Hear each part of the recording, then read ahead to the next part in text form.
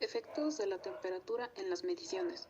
Según las normas internacionales, los cuerpos asumen su dimensión nominal a la temperatura de 20 grados centígrados.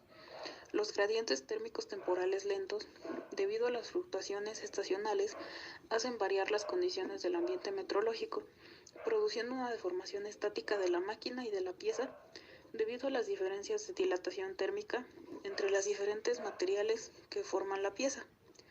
Si por ejemplo la máquina y la pieza son de un mismo material, la dilatación diferencial pieza-sistema de medición será cero, por tanto no habrá errores de medición. Cuando el material de las piezas de la máquina y la pieza son diferentes, por ejemplo acero y aluminio, se crea un error de la estimación de las dimensiones reales de la pieza. La dilatación térmica de este tipo no genera deformaciones, solo un error de escala que se puede corregir fácilmente aplicando a cada eje de la máquina factores de compensación lineal para volver a llevar las mediciones a la temperatura de referencia de 20 grados centígrados. Por esta razón es necesario dejar reposar la pieza un momento en el ambiente, antes de pasar a la medición si la máquina tiene características distintas a las de la pieza, para permitir a la pieza uniformar la temperatura a la de la máquina. Un ejemplo sería que la temperatura no solo afecta el volumen, sino también a la velocidad de la reacción química. En algunos casos, temperaturas más bajas producen resultados demasiado bajos y temperaturas más altas, a su vez, pueden producir resultados demasiado altos.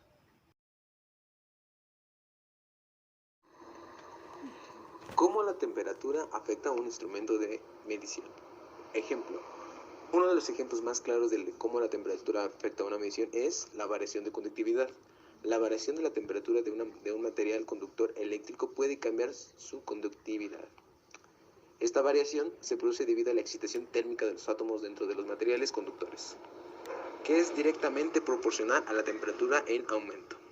De tal manera que si los componentes de un instrumento de medición eléctrico está expuesto directamente a temperaturas no establecidas por el fabricante, este tenderá a fallar al momento de medir, ya que sus componentes variarán por su mal comportamiento a la hora de medir. Es por esto que los instrumentos deberán estar aislados o tener la contemplación del rango de error que éste puede tener en ciertas temperaturas. Otro ejemplo que tenemos es el efecto de la temperatura sobre la resistencia. A medida que se aumenta la temperatura de un alambre metálico, los átomos del metal comienzan a vibrar a velocidades mayores. Estas vibraciones conducen a una mayor dispersión de los electrones y por lo tanto conducen a un aumento general de la resistencia. Enfriamiento de la temperatura conduce a una disminución de las vibraciones atómicas y una disminución en la resistencia.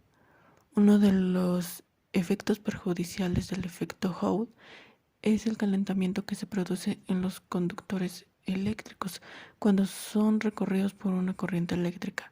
Para evitar que este calentamiento alcance valores que sean perjudiciales para los mismos, se construyen de diferentes secciones. Cuanto más corriente se prevé que va a fluir por ellos, mayor será su sección. La sección de un conductor es la superficie que aparece cuando lo cortamos perpendicularmente a su longitud. Por lo general los conductores son cilíndricos, por lo que la sección suele ser un área circular. Dado que los conductores no son perfectos y poseen una cierta resistencia eléctrica, cuando son atravesados por una corriente eléctrica se producen dos fenómenos. 1. Se calienta y se pierde potencia. 2. Al estar conectados en serie con los aparatos eléctricos que alimentan, se produce una caída de tensión que hace que se reduzca apreciablemente la tensión al final de la línea. Estos son los dos factores más importantes que hay que tener en cuenta a la hora de seleccionar la sección más adecuada para una instalación eléctrica o para aparatos eléctricos.